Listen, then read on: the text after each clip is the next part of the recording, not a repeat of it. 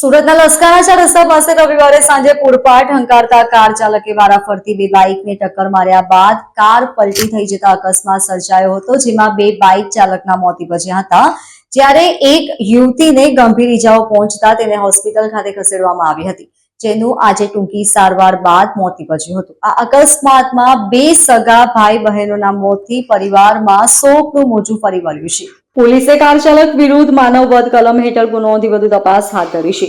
કામરેજના નનસાર road opera હાઉસમાં રહેતા 35 વર્ષીય રાજેશ મનસુખભાઈ ગજેરા અને તેમની બહેન શોભા રવિવારે સાંજે બાઇક પર કામ અર્થે નીકળ્યા હતા। તે સમયે લસકાણા પોલીસ ચોકીના 4 રસ્તા પાસે બેકાબુ બનેલી કારના ચાલકે તેમની બાઇકને ટક્કર મારી હતી। આ ઉપરાંત અન્ય એક બાઇક ચાલક મહેશભાઈ નાનજીભાઈ લાઠિયાને પણ અડફેટે લીધા હતા। બાદમાં કાર પલટી મારીને ડિવાઈડર સાથે અથડાઈ ગઈ હતી। આ અકસ્માતમાં ગંભીર ઈજા પામેલા રાજેશ અને મહેશભાઈને 108 એમ્બ્યુલન્સમાં સારવાર માટે સ્મીમેર હોસ્પિટલ ખસેડવામાં આવ્યા હતા, જ્યાં ફરજ પરના ડોક્ટરે વારાફરતી બંનેને મૃત જાહેર કર્યા હતા, જ્યારે ગંભીર ઈજા પામેલી રાજેશની બહેનને સારવાર માટે ખાનગી હોસ્પિટલમાં દાખલ કરવામાં આવી હતી, જેનું આજે ટૂંકી સારવાર બાદ મોત નીપજ્યું હતું। જ્યારે કાર ચાલકે એકાઉન્ટન્ટની નોકરી કરતો અર્જુન વિરાણીને લોકોએ કારમાંથી બહાર કાઢીને પોલીસે સોંપ્યો હતો। આ અંગે લસકાણા પોલીસે કાર ચાલક સામે ગુનો નોંધી વધુ કાર્યવાહી હાથ ધરી છે।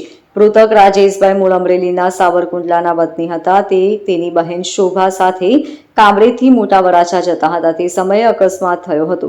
રાજેશનો એક ભાઈ અને એક બહેન છે, તે ડાયમંડ નગર ખાતે જોબ વર્કનું કામ કરતા હતા, જ્યારે મૃતક મહેશભાઈ મૂળ ભાવનગરના બગદાણાના વતની હતા અને રવિવારે સાંજે લસકાણા ડાયમંડ નગર ખાતે ખાતામાંથી બાઇક પર ઘરે જતા હતા। તેમની સંતાનમાં 2 પુત્ર અને એક પુત્રી છે। તે ટેક્સટાઇલ માર્કેટમાં જોબ વર્ક કામ સાથે સંકળાયેલા હતા। Bureau report LK star news Surat.